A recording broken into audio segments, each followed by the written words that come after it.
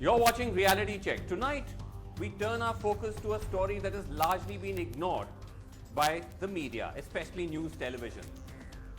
The extraordinary situation where a clutch of activists, some of whom have been in jail for almost 700 days, are facing a new threat, not just of prolonged incarceration without bail, but of the coronavirus.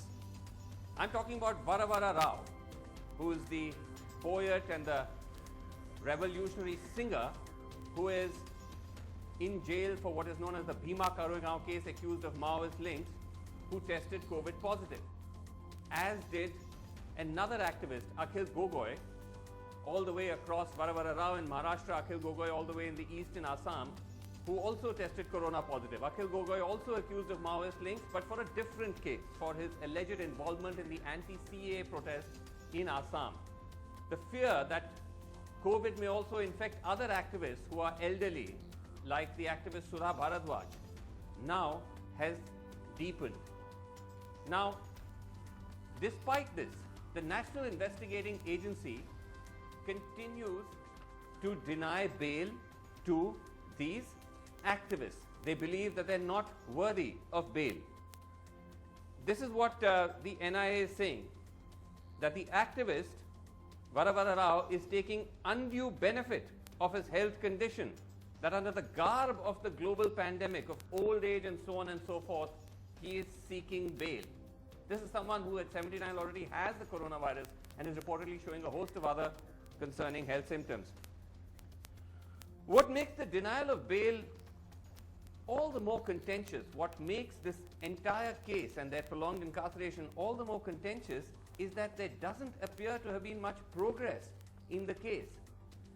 The news website The Print reporting that the National Investigating Agency, which has been probing this case for the past 6 months, does not seem to have dramatically shifted the information from the investigation conducted by the Pune police going back to 2 years. The Print looked at affidavits filed recently before the special NIA court in Bombay and in the High Court, and finds that these are exactly similar to the Pune police findings disclosed in their charge sheet filed 2 years ago. Now, what exactly is this evidence to begin with, which the Pune police had stumbled upon? These largely comprise of multiple letters which the Pune police claim to have found on the laptops of these activists, which they were exchanging with each other. And at that time, NDTV, including other media, had taken a closer look at these supposed Naxal letters and found them riddled with inconsistencies and doubts that for groups like the Naxals, who are so obsessed with secrecy, they were openly sharing their names and other information. There was no use of coded language.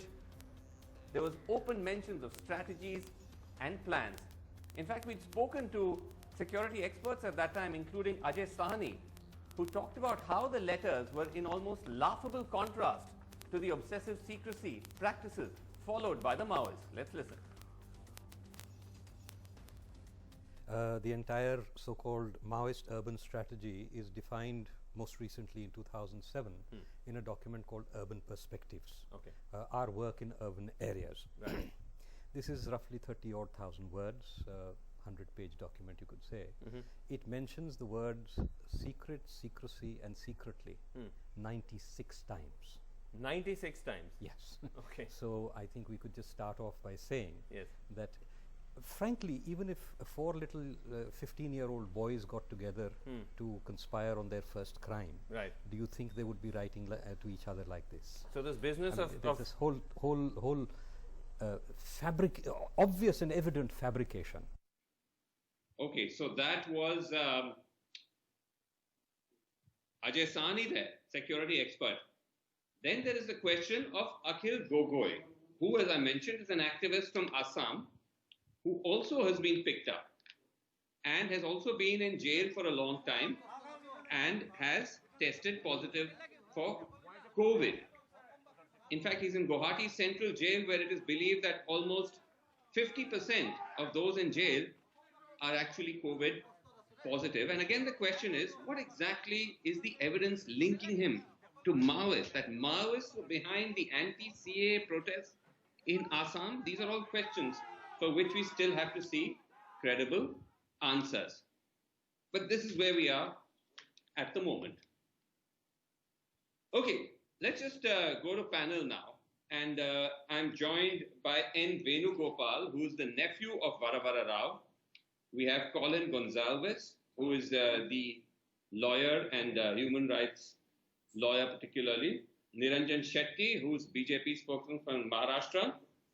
And joining us from New York, Suchitra Vijayan, who's founder of Project Polis, a New York-based research and journalism lab, as they describe it. Let me just start with you, Mr. N. Venugopal. If you could just tell us, how exactly is Mr. Varavara Rao at the moment? What did he go through and how exactly is he? To tell you the truth, actually, we don't have any official information, neither from police, nor from the prison administration, nor from the hospital. We and he are kept incommunicado. We are very anxious to know his health status and the line of treatment, but for the last 5 days, on 13th, he was joined in JJ Hospital, and on 15th, we met him in the hospital, but on 16th, we were not allowed to meet him because he was tested positive that day. That day, reports have come, and on 18th, we came to know that he was joined in Nanavati Hospital with a head injury. All this is media news, but there is no official information. Head injury? For the last 2, Times of India carried that, and many other news organizations carried that. And we didn't have any information. And for the last 2 days, we have been trying Nanavati Hospital. They say either court has to tell, or because he was admitted by the prison administration, they will be informing prison administration. We called Taloja Jail. Taloja Jail said they don't have any information. So that is the status. Okay, now just to understand that, because the NIA seems to be suggesting that he's trying to use undue advantage of his health issues to try and get bail. Now, this almost seems to suggest that his health issues aren't serious. But what you're saying sounds the very opposite. This is ridiculous and criminal. See, because on 15th, when we visited him in JJ Hospital, he did not have a drip. He was just lying on that stinking ward. He was lying in a pool of urine, and I changed his clothes and I changed the bed sheet. And nurses and constables came and threw us out. So that was his condition. Later, we don't know how was he treated in St. George's and how he is being treated in Nanavati. That is the status. And NIA has a cheek to say that Varavara Rao is using under the garb of age and COVID. What is the garb? He is 80. He is ailing. And COVID result has come from the government agencies. What is the garb and what is taking undue advantage? This is criminal negligence and criminal allegations. Okay. Now, Colin Gonsalves, quite apart from the fact that there is this fear now of COVID as a pressing reason to consider bail for these activists, the fact is, though, that they're all booked under the Unlawful Activities Prevention Act, which has very stringent conditions, especially when it comes to bail. Is that a legitimate reason to cite by the authorities and by the courts to continue to keep these people in custody? I don't think so, because the Supreme Court is now releasing tens of thousands of prisoners, under trial prisoners, tens of thousands of them, on the ground that they are likely to be affected by COVID. Right. Here you have 2 persons who have tested positive for COVID. They're in a life-threatening situation. And to hear their relatives describe the situation, that they found the activist in his own urine, and they had to change the bed sheets and so on. It is such a shocking situation that you can keep people in these conditions in jail. They are not convict prisoners. Supreme Court is releasing today thousands of convict prisoners. These are under trials. So the strategy of the government and of the NIA seems to be let us try and have these guys die in jail before their trial begins. That is the strategy, because they know they have no legally admissible evidence to convict them. Their only hope is that they can pull on with these proceedings for so long that these people will die in jail. It's killing under trials in jail by a deliberate policy of the state and the NIA. That's a very strong allegation. Let me just go to Niranjan Shetty of the BJP. You know, Niranjan Shetty, apart from the kind of humanitarian aspect of this, as I pointed out in my introduction, that the concern here is that even the argument that these are people who have cahoots with terrorists and these are plotting Maoist violence, all of that hinges on evidence which is still seeming questionable. The fact that the NIA, after 2 years, is still filing affidavits citing Pune police information, that there's been no fresh evidence that they found against these people. All of this does suggest that there appears to be almost a deliberate attempt to try to victimize them, to keep them in jail, even with serious concerns over health, and with now some of them testing corona positive. Srinivasan, first thing, I think what I would suggest and request that whether the panel agrees that the Supreme Court of India, whatever it does in a judicious manner. First of all, we need to understand and accept that facts. Having said that, I would like to question Mr. Gonsalves and Mr. N. Gopalan. Are they trying to impress through the media that today the judge are doing something which is wrong, or the judge does not understand what the what is the health situation of Mr. Varavara Rao, what they are saying? Is that what they are trying to impress through the media? Number one. Number two, I am saying whatever allegations he has posted, whatever allegation he has posed before through this media, he is trying to say that all this, it is the state government of the Congress and the Shiv Sena is ruling the state government. No hand of BJP. Not at all. NIA, so there is no the case question. is being prosecuted by the NIA, which is under the center. In fact, that's one of the first things that the center did the moment the government changed that does not, in Maharashtra was to immediately transfer the case. Srinivasan, what I want to ask the panel, that when the matter is sub judice, do you think that it's possible for any government to interfere or to put a pressure upon them to act in such a manner? Let me ask you a simple question. Is it correct for the NIA to take a position in court to say that someone who is 79 years old, who is corona positive, to say that they are taking undue benefits?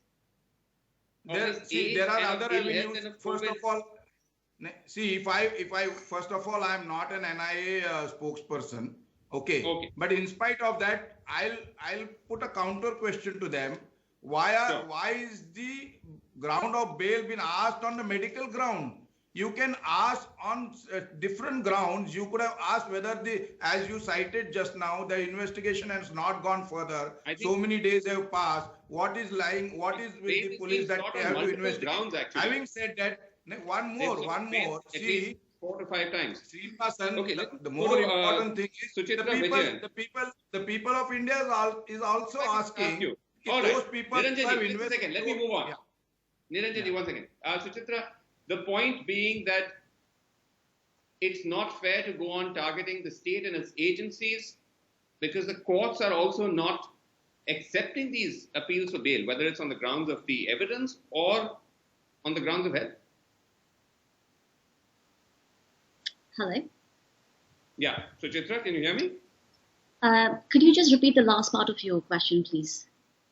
Yeah, the question was simply about whether is it fair to blame only the state and its agencies, given that the courts have also been refusing bail to these actors?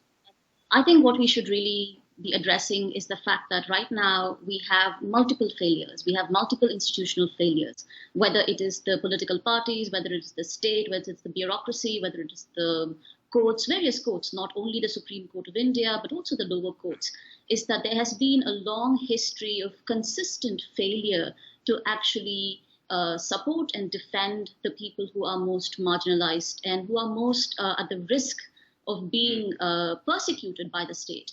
And I also kind of want to respond to this idea of, are you thinking the Supreme Court of India is, the question that we all have to understand historically is that just because something is legal doesn't mean it is just. Apartheid was constitutionally mandated and held by the South African Supreme Court. Similarly, Nazi Germany and Weimar Republic, if you understand the history of not only Nazi Germany or, apartheid South Africa, if you look at former Yugoslavia, any system in which you've seen an increase of authoritarian tendencies on the rise, often institutions are co-opted into an ideological project.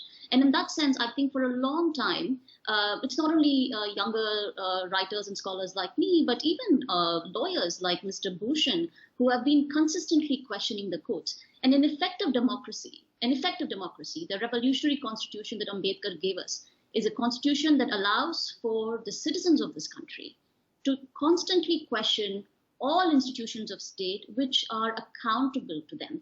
And I think we are in a place where we have placed these justices in a pedestal where we believe that they cannot be questioned. I think a healthy democracy means that we have to have a constant back and forth. And coming back to the final thing is that we need to hold all of them accountable. This is not a BJP versus Congress issue. And I think one also has to understand that the regimes of impunity, UAPA has a long history. It's not only related to BJP. What we've seen is the last 20, 30, 40 years. This is a long history that we all need to challenge and hold the institutions of state accountable and not politicize it alone. Okay. Of course, BJP now has a much larger responsibility. Okay. Yes, Mr. Venugopal, you wanted to come in. Yeah, actually, when my friend Niranjan was saying something about state government and central government, though jails come under state government, it is on record a cabinet minister of Maharashtra state government belonging to Congress tweeted that we want to help Varavar Rao, we are concerned about Varavar Rao's health, but our hands are tied by NIA. This is on record.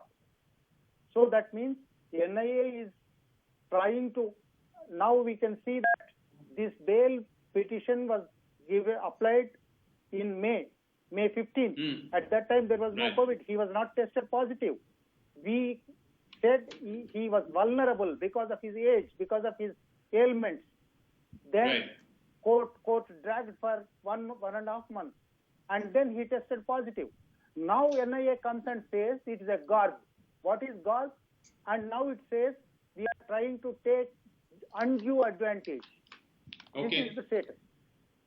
What is your wider take on the charges against those like Mr. Rao and so on and so forth? Because this is the basis on which bail is consistently rejected. Right? That these people have all been charged, they're very serious, involved in a Maoist conspiracy, inciting violence.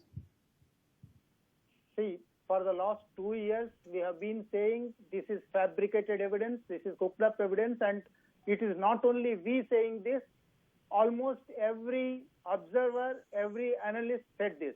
Not only observers, Sharad Pawar, who is Supremo of NCP, which is part of the government, in January, in a public meeting, named 2 police officers and said investigators have to be investigated. This is cooked up evidence.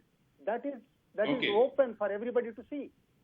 Okay, in that case, Colin Gonsalves, why are, as Niranjan Shetty said, why are the courts repeatedly turning down bail or refusing to quash these charges? It's a simple point. There's a recent judgment of the Supreme Court in Watali's case, which is permeating all these cases. That judgment says, and it's shocking to hear this, it's shocking for any criminal lawyer to hear this proposition announced by the Supreme Court, that even if the evidence produced by the police is not admissible in evidence during the trial, while denying bail, the judge can use evidence which is not admissible during the trial. That is to say, if that evidence was used during the trial, they would all be acquitted. But now we are at the bail stage. So even though that document is inadmissible please consider that and deny bail on the basis of inadmissible evidence. That's the most shocking proposition in Watali's case. And unless Watali's case is set aside by the Supreme Court, this denial of bail is going to happen in case after case. So the ball lies really in the Supreme Court, not with anybody else. The Supreme Court must correct its horrendous mistake in Watali's case. Right. One thing, Niranjan Shetty, I wanted to ask you is that it all boils down to this supposed Elgar Parishad, which was this gathering, a public forum celebration or whatever one calls it, that happened just before the violence in the Bhuma Koregaon broke out. And it is alleged that that Elgar Parishad was a deadly conspiracy. But here's one of the things about it, that actually the gathering concluded with the entire gathering on stage reading out from the Indian Constitution. Let's play that clip, and then I'll come to you.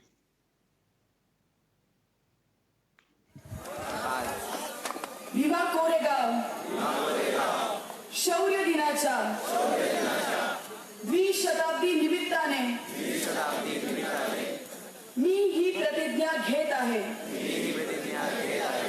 की मी देशातल्या संविधानाचं आणि लोकशाहीचं संरक्षण करेन. If you'd care to respond. Srinivasan Jain, you need to understand there are other evidence also with the Pune officials, police officials, and which is now part of the charge sheet. Now this is one part of the clip which you have shown. Now there are other things which they have done, lot of documentary evidence which has been placed before the Honorable Court, and the court is to decide. And as you rightly pointed out, which I was also trying to say, the same thing, why is the court denying the bail every time they are going? Is the only medical ground that they are asking for the bail?